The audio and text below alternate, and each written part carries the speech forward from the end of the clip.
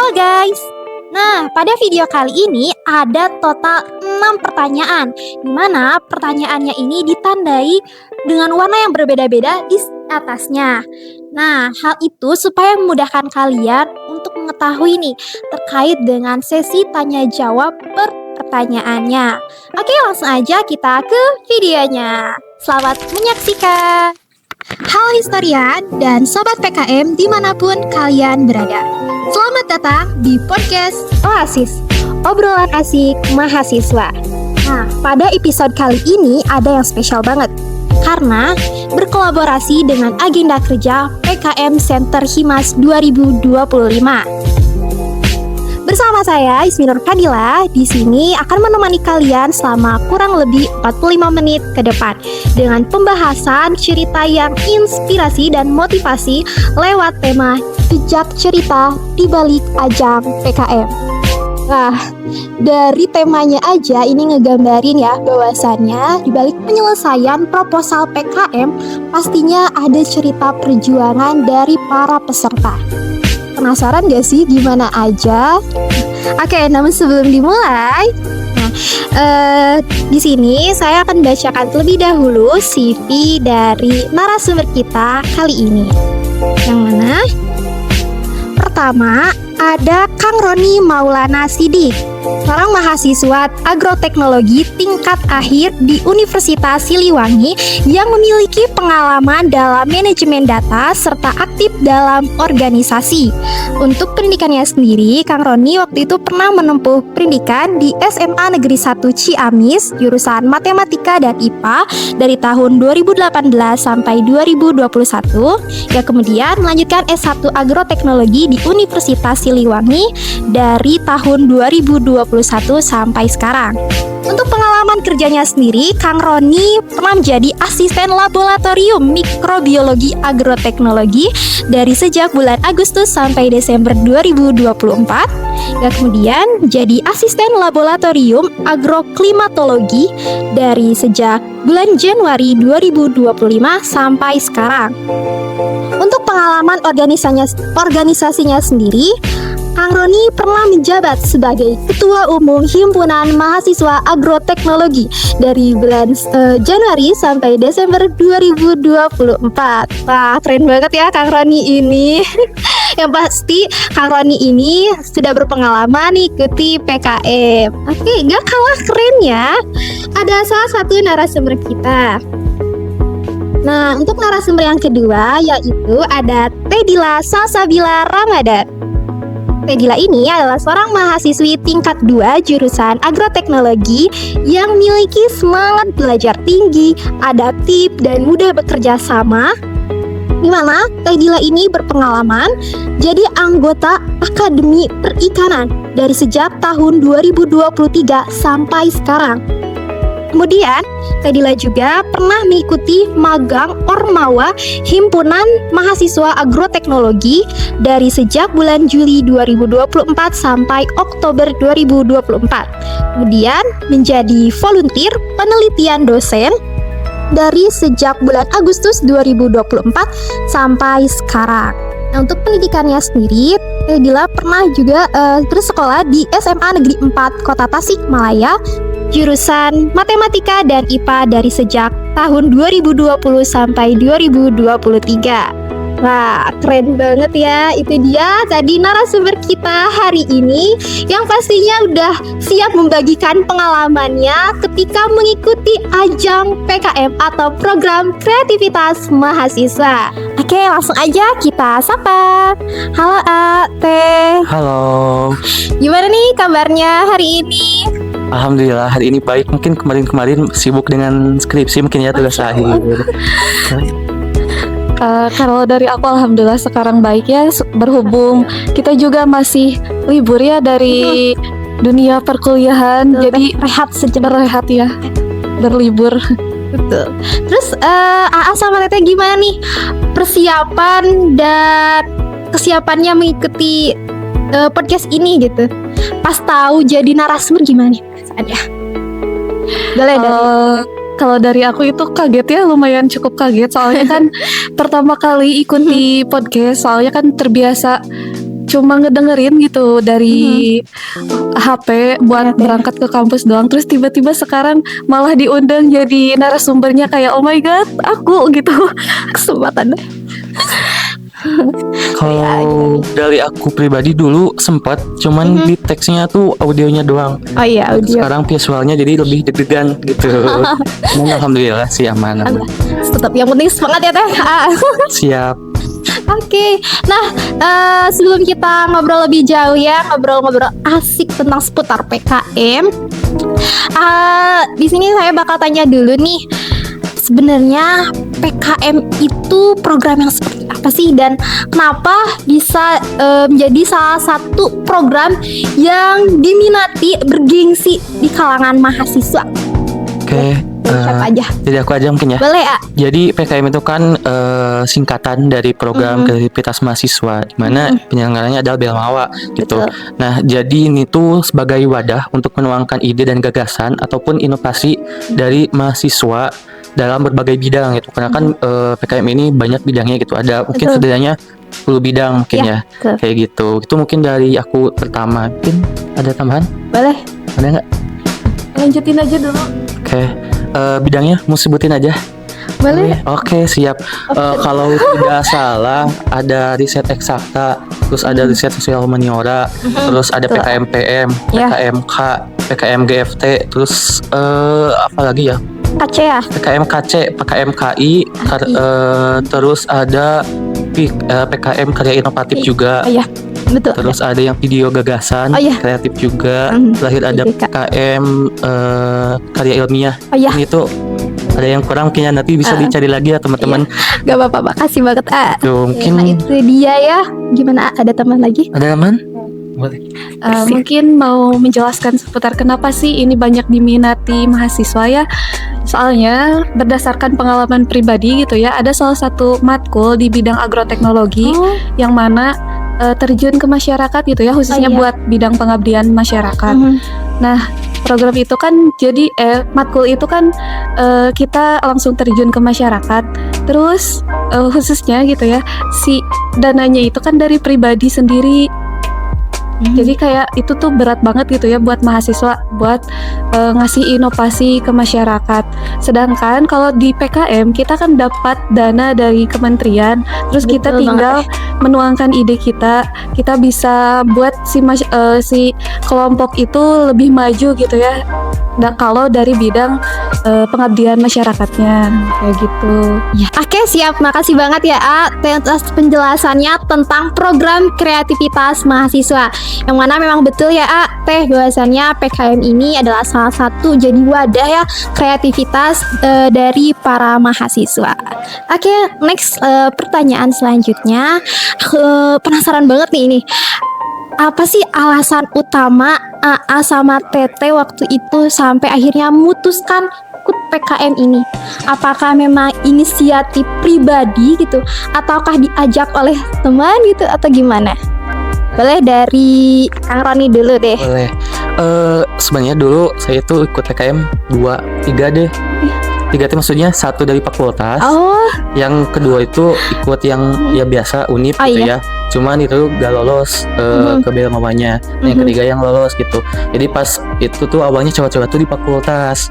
Nah tuh apa sih PKM itu? Kalau dulu ikutnya PKMK di fakultas itu. Cuman karena emang yang penting beres kalau di fakultas. Nah terus selanjutnya itu kayaknya tertarik ini tuh apa sih gitu. Makin tertarik ya, penasaran dari awal, penasaran.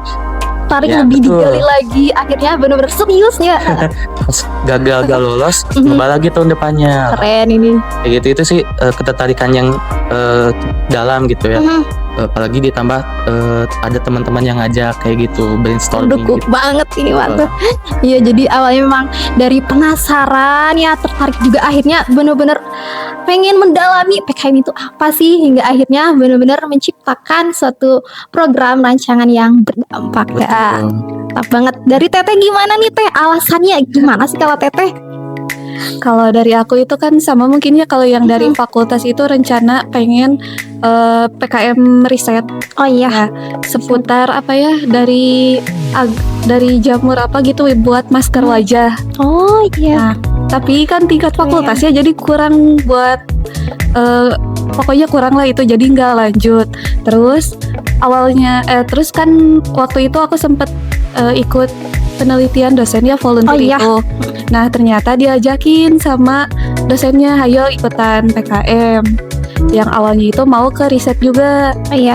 Tapi ternyata ada miskomunikasi. Nah aku itu gak masuk ke tim dari tim yang riset itu.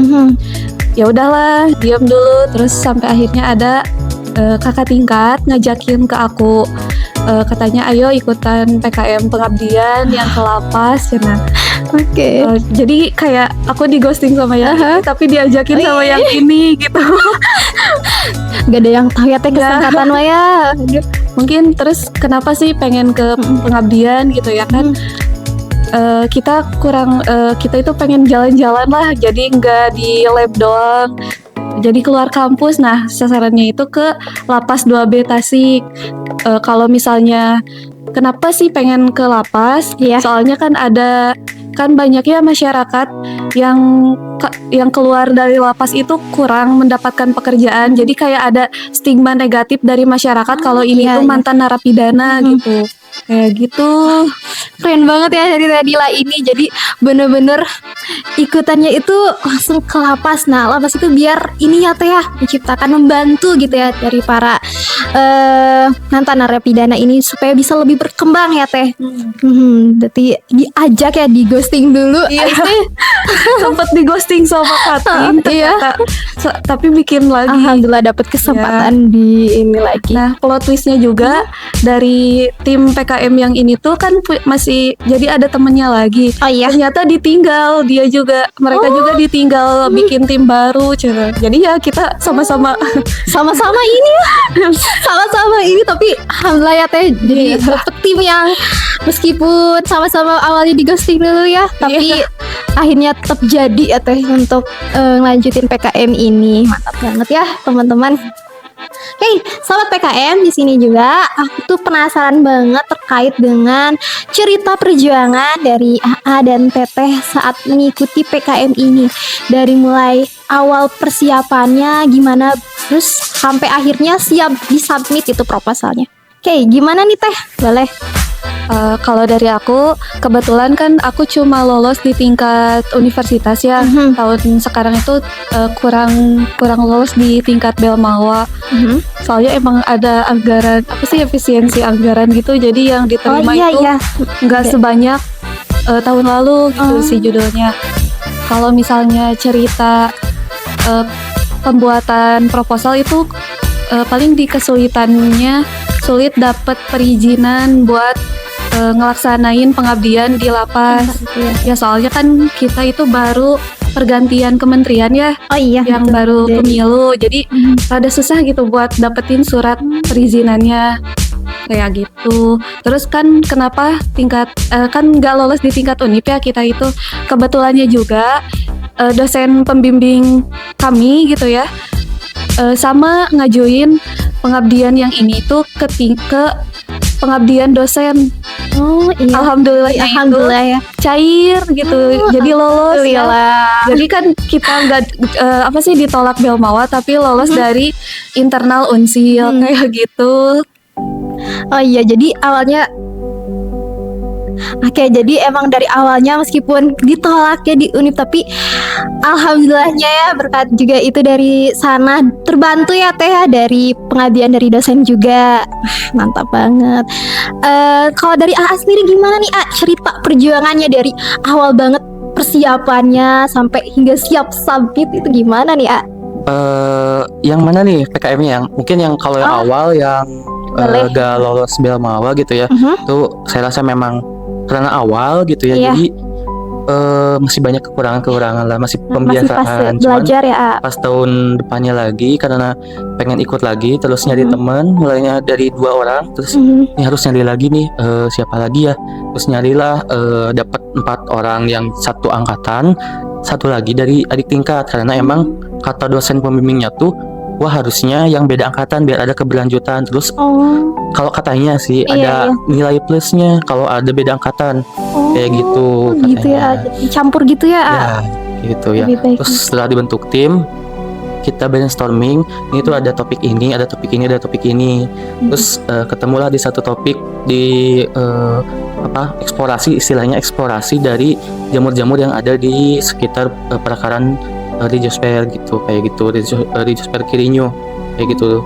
Nah, tantangannya mungkin bukan tantangan kayak cerita perjuangannya dulu tuh karena lagi KKN.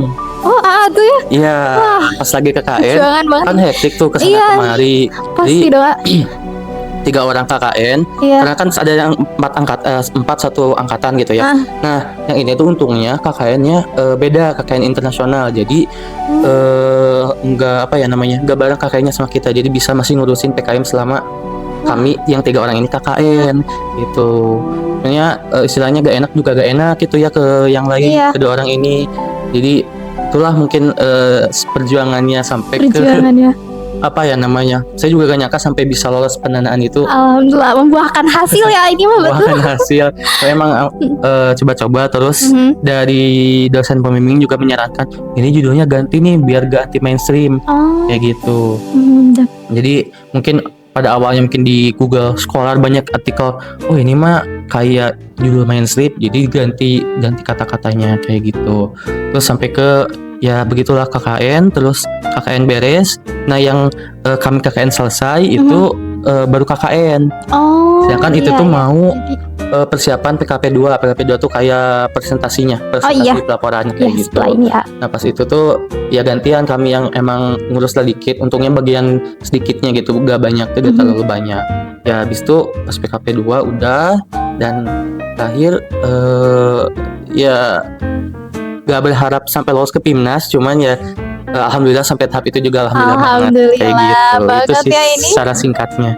Wah, keren banget ya sobat PKM, ternyata cerita perjuangannya dari Teh Dila gitu ya, yang mana awalnya tuh memang meskipun sulit perizinan tapi alhamdulillah ya Teh lolos juga terbantu oleh dari pengabdian dosen. Terus juga ada Kang Roni nih, dimana Roni ini sampai akhirnya berhasil ya, meskipun tadi ada hektik gitu ya karena sedang KKN ya, tapi alhamdulillah membuahkan hasil ya.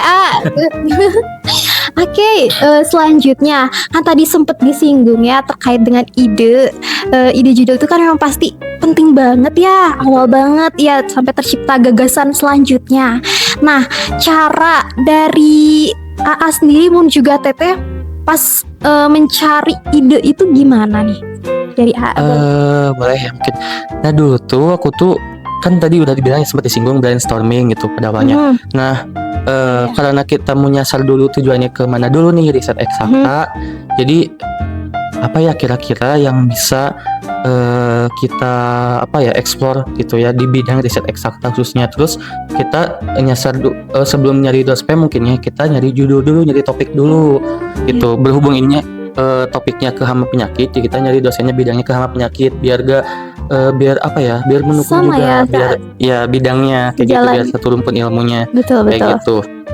Nah barangkali mungkin dari teman-teman sejarah di sini yang saya baca gitu ya, ada PKM RSH riset sosial humaniora gitu ya, barangkali mungkin bisa nih misalkan untuk mencari tips ide itu gak harus jauh-jauh, di sekitar kita aja. Misalkan yang lagi booming tuh penulisan ulang sejarah Indonesia.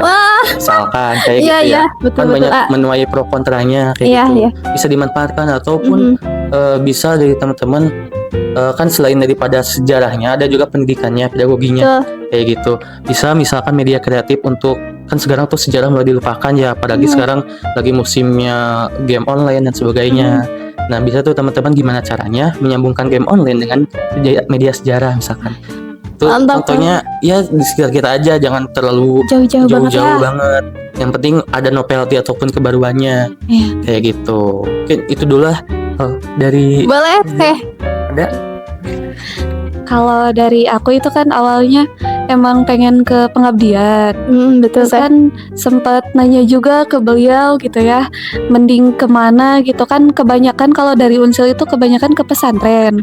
Oh, Nah, dapat di tempatnya ke sana ya Teh. ya, jadi kita pilih lokasinya dulu. Nanti kan kalau misalnya udah survei ke lokasinya, bisa dilihat nih kebutuhan dari lokasi itu teh apa kayak gitu.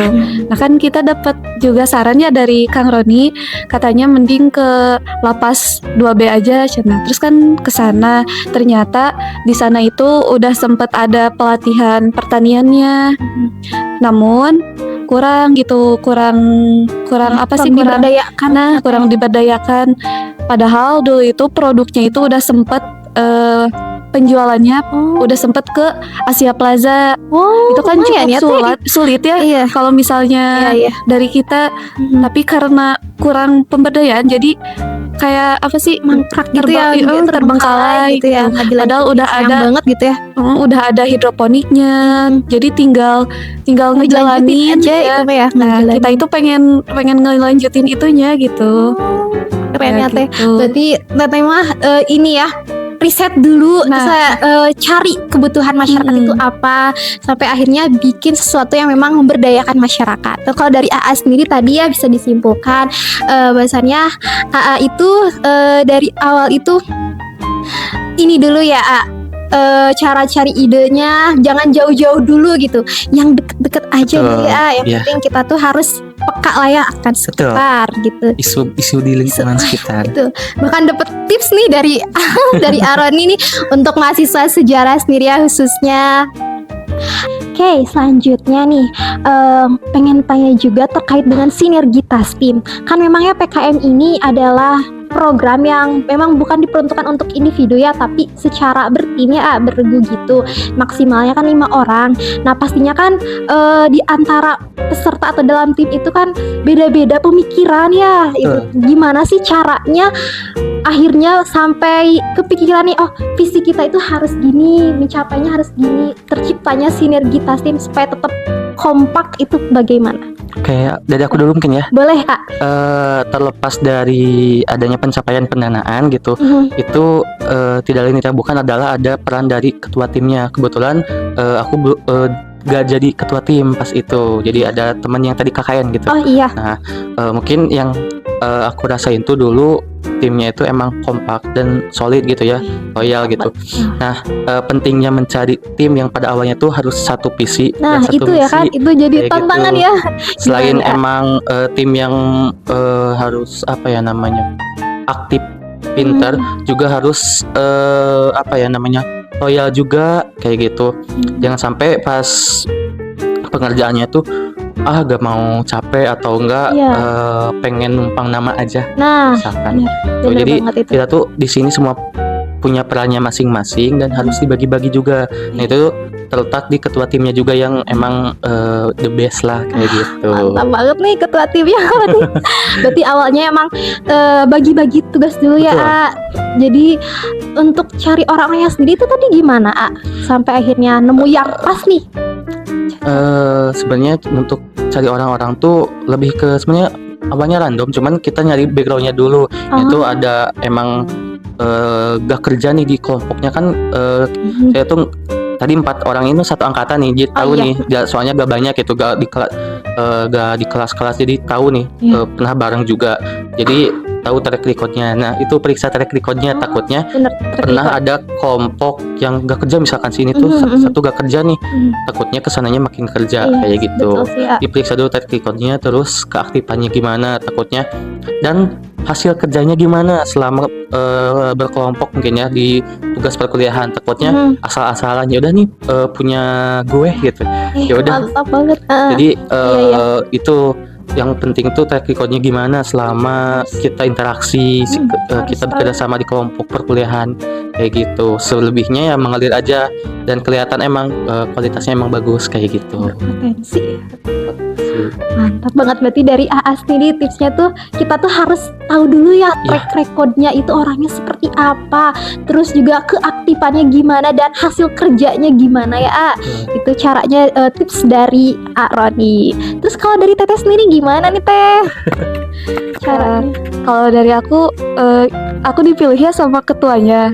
Jadi kalau misalnya nyari orang-orang itu lebih tahu ketuanya mungkin ya. Kalau dari aku mah kayaknya jangan ada dua matahari dalam satu tim. Nanti ya, siap-siap ya.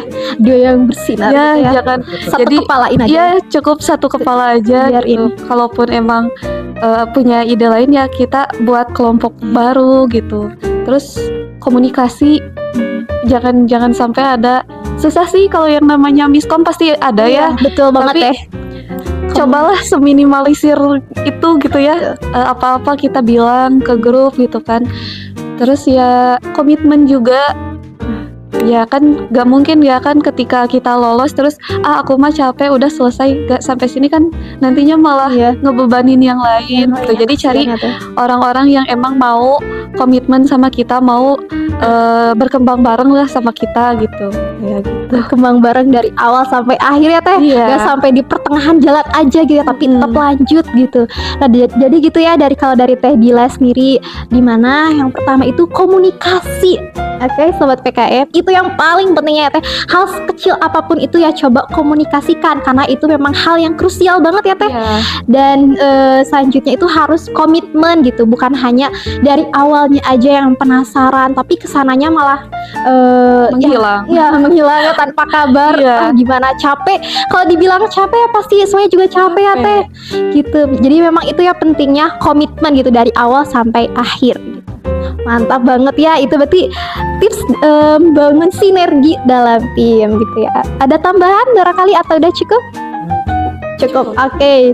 Selanjutnya nih terkait dengan pembuatan atau penyusunan proposal PKM sendiri ya, Teh.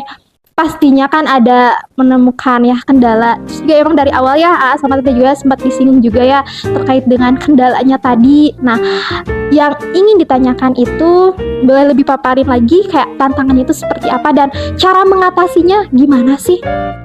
Boleh dari siapa dulu? Boleh dari aku dulu mungkin ya. Boleh ya? Tantangan di PKM khususnya di penyusunan proposal sih.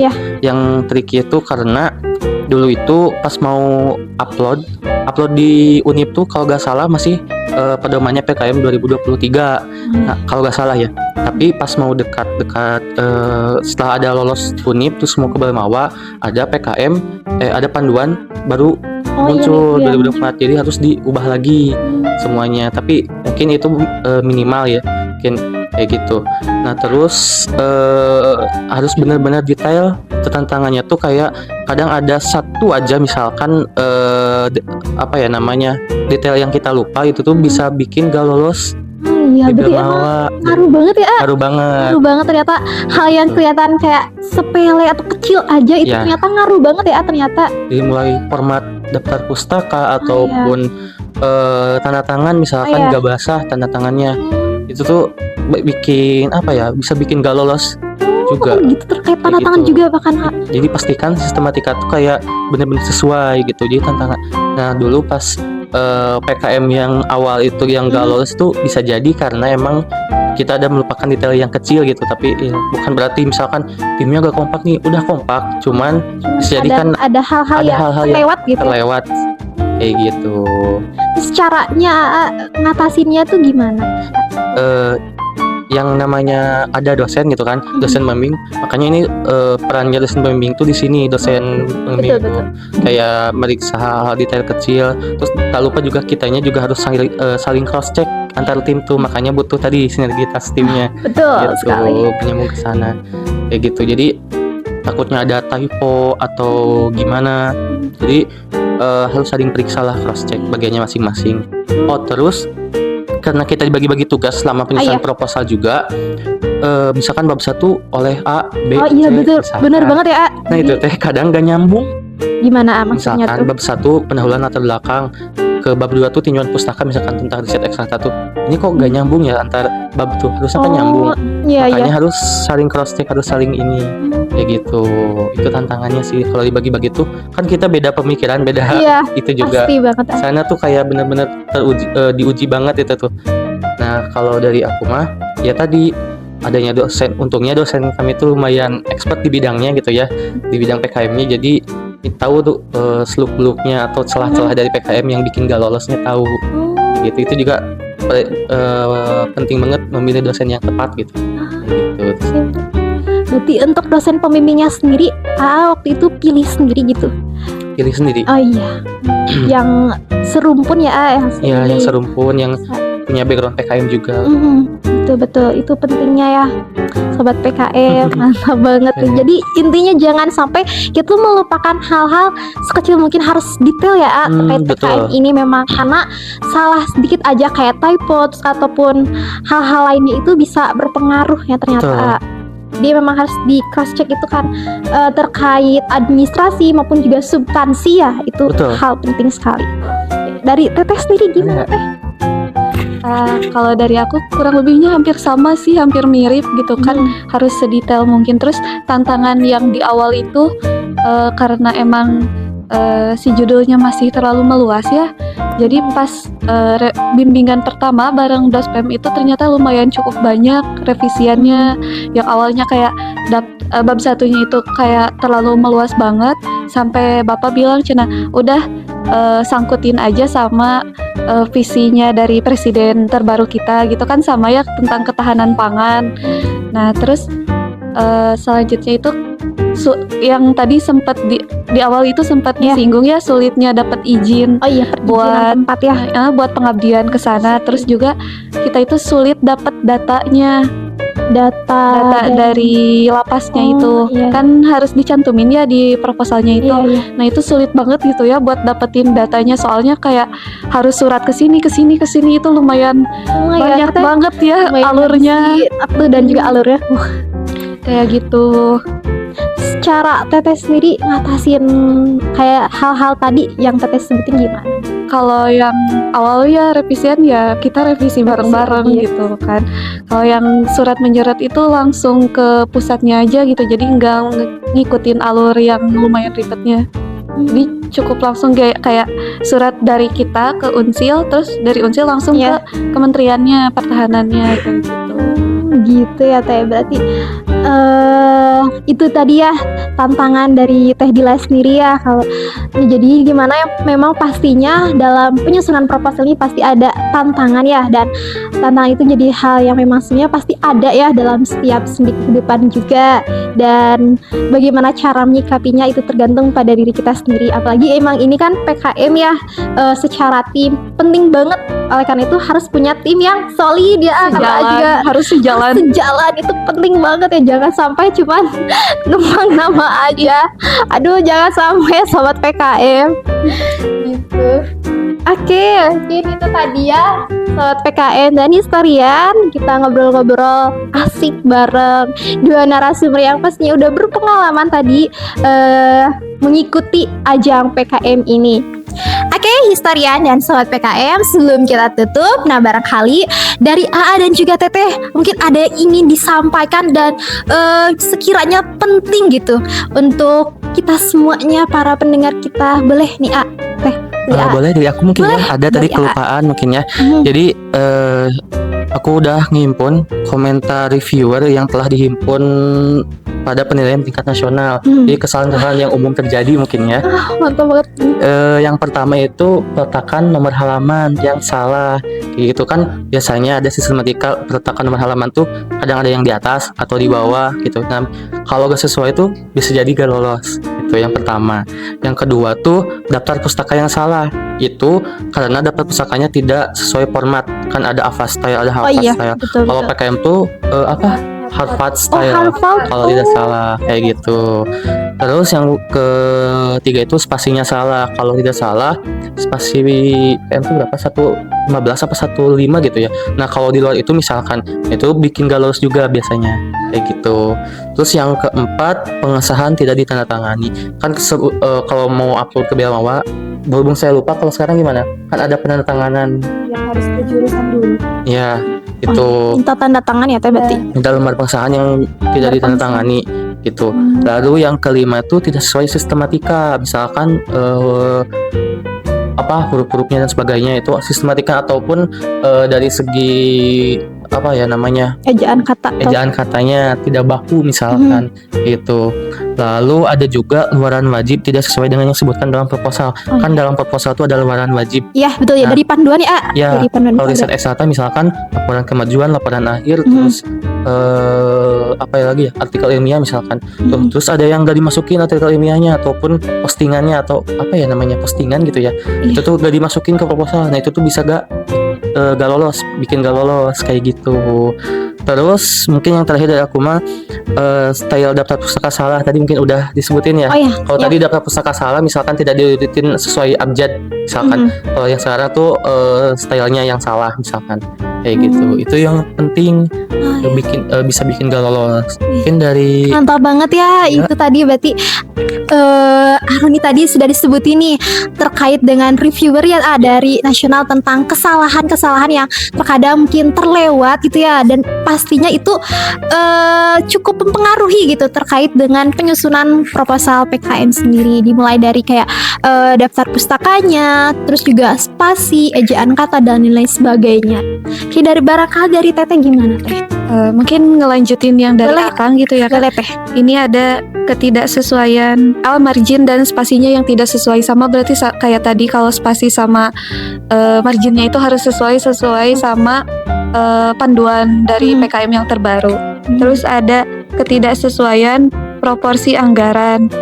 Kan maksimal itu 8 juta ya. Kan ada apa namanya proporsi untuk dari Belmawa segini, dari instansi luar segini, dari kampus segini. Nah kalau tidak sesuai itu bisa bikin gak lolos juga. Kayak misalkan tuh dari kalau 8 juta itu berarti semuanya ya? Dari Belmawa. Dari Belmawanya 8 juta. Iya. terus ada salah penulisan tanggal, bulan, tahun. Aku sempet revisi itu gara-gara di identitas mahasiswa yang di akhir itu kan lampiran ya. Itu penulisannya itu salah. Jadi tanggal lahir aku teh harusnya kan 7 Februari. Kalau aku malah nulis 7 Februari. Orang Sunda. Salah. Terus ada font yang tidak sesuai. Harusnya kan Times New Roman 12. Terus dokumen yang tidak lengkap. Itu harus lengkap, mungkin kayak surat perizinan, lampiran-lampiran itu ya harus dimasukin gitu. Ada uji similaritas ya? Ada. Maksimalnya itu apa sih uji Similarity itu apa ya? Kayak plagiarisme. Terlibin. Oh iya. Plagiarisme. ada. Kalau tidak dilengkapin mah bisa dalam juga. Oh Iya, itu itu ada. jadi dimasukin juga ya Iya. supaya tahu berapa persen ininya. Terus di selanjutnya ada jurusan atau program studi yang tidak sesuai bidang. Kan kebetulan aku nggak cuma agroteknologi doang ya. Dari timnya itu ada 1 orang dari teknologi pangan. Soalnya kan emang di pas pengabdiannya itu mau ada pelatihan diversifikasi pangan. Jadi emang sesuai sama jurusannya gitu. Jadi ya teman-teman coba cari yang emang sejalan gitu sama programnya. Jangan sampai kan kalau misalnya aku mau ada program pelatihan pertanian, tiba-tiba ada jurusan lain nih, kan nggak nyambung gitu. Kayak sekalipun itu teman kita kayak gitu. Oh iya. Jadi intinya dilihat dulu ya Teh terkait dengan emang pembahasan dari isi proposalnya itu harus sesuai gitu ya. Meskipun nggak usah maksain sejurusan juga bisa ya Iya. berkolaborasi dengan jurusan lain. Terus yang terakhir itu ada target luaran yang tidak sesuai dengan proposal. Bisa dijelasin Kang?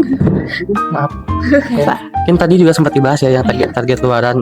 Terus yang tiap bidang PKM yang 10 bidang itu punya luaran yang masing-masing. Cuman yang umum tuh paling laporan kemajuan, laporan akhir. Cuman di akhirnya tuh ada artikel ilmiah yang eksakta ataupun riset sosial humaniora. Terus yang lainnya misalkan PKM karsa cipta harus ada prototype misalkan. Iya. Terus ada yang karya inovatif itu misalkan harus ada produk fungsional, produk yang bisa difungsikan kayak gitu. Jadi beda-beda. Jadi harus mencantumkan luarannya tuh di proposal dan emang harus direalisasikan kayak gitu. Ada lagi? Cukup mungkin. Mantap banget nih. Itu dia ya tadi pengalaman dan juga berbagai tips ya yang tadi sudah dibagikan oleh Aroni maupun juga Teh Dila terkait dengan hal-hal yang memang terkadang terlewat tapi justru itu penting banget. Mantap banget ya, terima kasih untuk AA dan Tete. Semoga apa yang menjadi pembahasan kita hari ini bisa bermanfaat untuk kita semuanya. Nah, sebelum ditutup, ada closing statement dulu berupa kata-kata motivasi untuk para pejuang PKM. Boleh nih dari siapa dulu? Dari AA. Boleh, jadi aku Boleh dulu. Kata-kata motivasi apa ya? Jadi kayak gini, teman-teman, jadi mahasiswa itu privilege dan tolong manfaatkan privilege ini dengan baik. Karena tidak semua orang bisa mendapatkan privilege ini. Apalagi kalau teman-teman hanya kuliah pulang, terus gak organisasi, gak apa gitu. Sayang banget gitu. 4 tahun kuliah sia-sia, apalagi kita gak memanfaatkan program dari pemerintah. Jadi kita bayar pajak tapi kenapa kita gak memanfaatkan gitu ya, kayak gitu. Soalnya sayang banget gitu dari pendanaannya. Terus kadang kita bingung gitu ya, mau nuangin ide, kreativitas, tapi kita kurang support, baik itu dari materi ataupun dari teman-teman sekitar. Dengan adanya PKM ini, teman-teman bisa menuangkan ide sembari belajar. Jadi ada 2 kemungkinan, teman-teman belajar ataupun teman-teman mengimplementasikan ilmu, kayak gitu. Mungkin dikit mungkin ya motivasi. Oke, mantap banget ya motivasi dari Aroni ini gitu. Manfaatkan privilege kita sebagai mahasiswa ya. Jangan cuman kuliah pulang. Aduh, sayang banget ya, masa nggak dimanfaatkan sih selama 4 tahun ini. Cobalah untuk kita bikin sesuatu yang berdampak ya. Betul. Dari Tete. Silakan Teh Dila. Aku bingung mau bilang apa, paling kayak memanfaatkan privilege ya. Kalaupun kalian belum lolos ya di PKM Belmawa ataupun tingkat Unip, gak apa-apa gitu, kita masih punya peluang yang lain. Teman-teman kalau misalnya nggak lolos di PKM, masih ada bidang lainnya seperti P2MW ataupun dari tingkat unsilnya itu ada proposal klasik. Jadi selagi teman-teman mau berkembang, ayo kita cari peluang sama-sama. Asik. Mantap banget ini mah. Betul gitu ya. Itu tadi ya motivasi dari Teh Dila dan juga Aroni. Intinya kalau dari Teh Dila ini jangan sampai berkecil hati ya Teh kalau misalkan nggak lolos gitu. Jangan sampai itu jadi madamin semangat kita gitu. Cobalah gitu. Kalau misalkan nggak di sini kan masih ada ya Teh kesempatan program lainnya yang bisa diikuti. Intinya jangan patah semangat dan terus berkembang ya Teh. Mantap banget. Nah, oke, itu tadi ya motivasinya, dan semoga apa yang jadi pembahasan kita ini bisa bermanfaat dan memang tadi juga emang penuh insight banget ya dari Aroni pun juga Teh Dila. Oke, itu tadi saya Isri Fadila pamit undur diri. Salam prestasi bersama PKM. Mari wujudkan ide jadi karya nyata yang berdampak. Dadah. Sampai jumpa di episode Oasis selanjutnya.